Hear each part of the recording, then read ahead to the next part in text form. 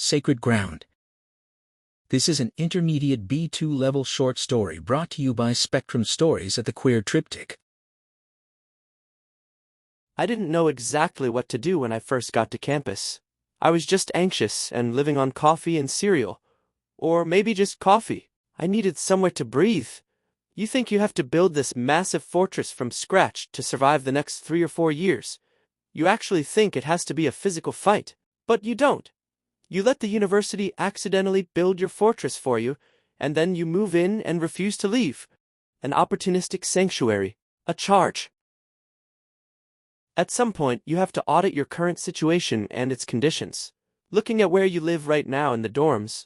Or maybe you're in some cheap apartment in the city where the radiator clanks all night like the misshapen wheel of your shitty bike. There are systems and services already existing that you probably ignore.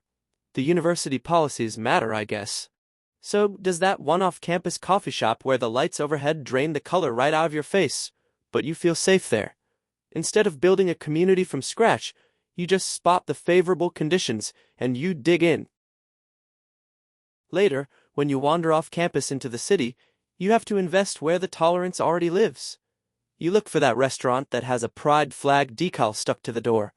Too expensive. You drop your limited cash at the kebab shop that lets you sit at a table for 4 hours on a single order of soggy fries, or the used bookstore where the owner pretends not to notice you reading entire volumes of comics in the aisle. Economic integration happens before political demands. You give them your money and you become indispensable to their survival. They can't shut you down without hurting themselves. They see they thrive because you exist. Once you find those places, you have to convert the temporary stuff into permanent infrastructure. Once, when I was younger, we'd cram around a table in the school cafeteria, just trying to escape the constant, exhausting vigilance of being a target. We'd sit and eat our lunch, feeling like raw, exposed nerves, short-circuiting in the dark, just trying to survive the week. That random meetup in someone's cramped dorm or space in the library, you make it a regular thing. You organize it in person. Temporary connections just vaporize into thin air if you don't force them to stay. Regularity is a must. The anxiety crushes you and pulls you back up every few hours, but it's the consistent spaces that actually keep you steady. Eventually, you have to document the existence, because the history only survives if someone actually records it.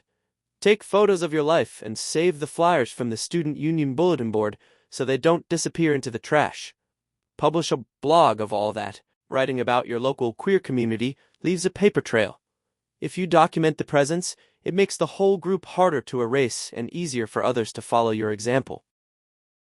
Spread the word to anyone else who is struggling, because the secret lore travels strictly by word of mouth, and it only really works if the people who actually need it can find the physical door before they completely lose their minds. Text a friend or reach out on social media to someone who looks as neurotic as you do.